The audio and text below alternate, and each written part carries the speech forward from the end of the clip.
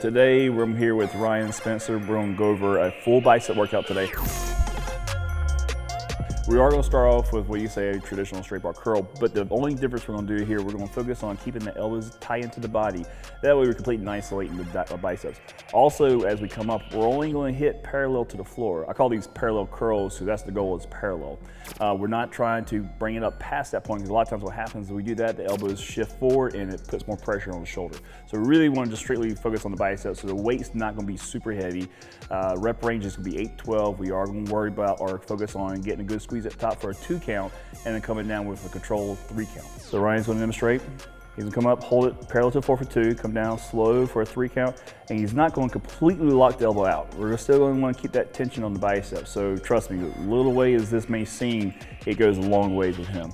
And you see how he's really keeping those elbows in tight to the body, not letting those actually go forward or want to shift forward. Because a lot of times what happens is, of course, bicep gets the fatigue and we have a tendency, we want to start sliding our forearm or elbows up forward against us.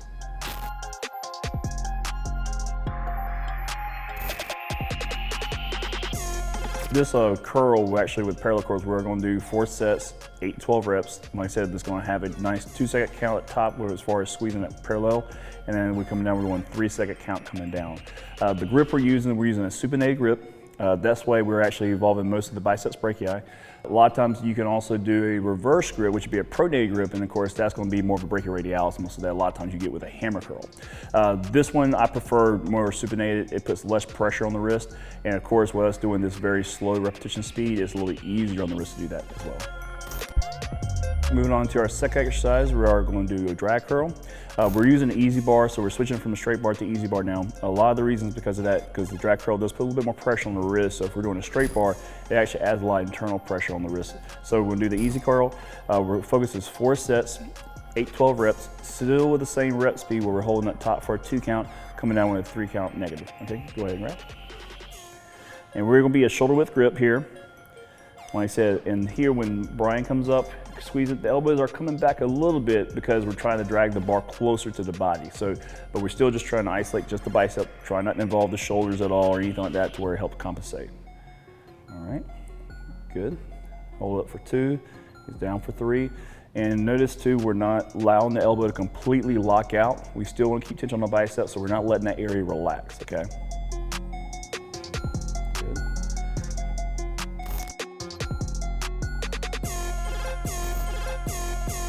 And reasons why, you know, the easy bar has been such a great tool for a lot of people is because there's a lot of people who have like wrist injuries, and even when it comes to tendonitis issues, a lot of people who have like tendonitis of the elbow or anything that's coming down where you have like the brachioradialis muscles inflamed, the easy bar takes the pressure off that. And it's just because when we're in a really strict form and we're actually doing a traditional straight bar, that's initially engaging all those areas that are already inflamed and making it actually exacerbate, making it worse. So the easy bar takes that pressure off because we're not having to completely supinate the wrist. And that's the thing, is when that wrist is supinated like here, it automatically already is going to put a little extra tension in the forearm. All right, so we're moving on to our third exercise for biceps. We're actually going to go ahead and try to do a little bit, I still completely isolating the bicep here. We're going to do a concentration curl. We are supporting the elbow against the actual thigh itself since we're in a seated position, so that's going to help reinforce it. So that way we're actually getting that good like of a concentration on it. You can also do this even in a standing position if you're bent over, but you still need to keep that elbow locked in that position where it's not getting too much movement or too much swinging of it. So in this one, we are going to stick with the 4 sets. 8 to 12 reps is our goal. Focus on really getting that squeeze at the top of it, controlling as it comes down with a 3 count coming down, but not allowing the elbow to completely lock out. So here he is supported with his elbow against his thigh, getting a good squeeze at top, controlling it down, not allowing it to go all the way out, right before lockout. Perfect.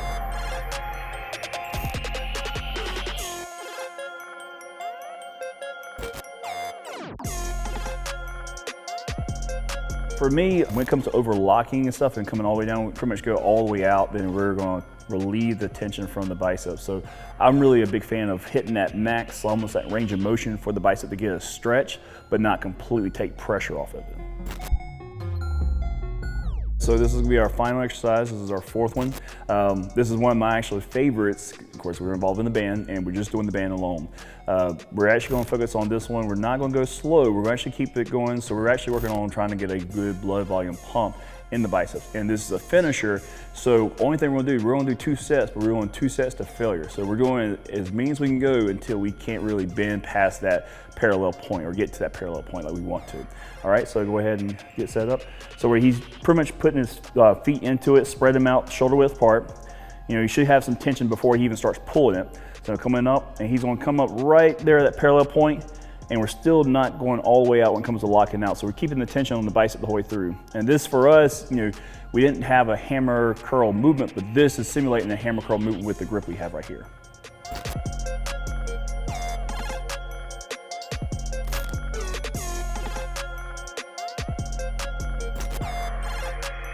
With bands, you know, like I said, this is just more getting the more blood volume in the area.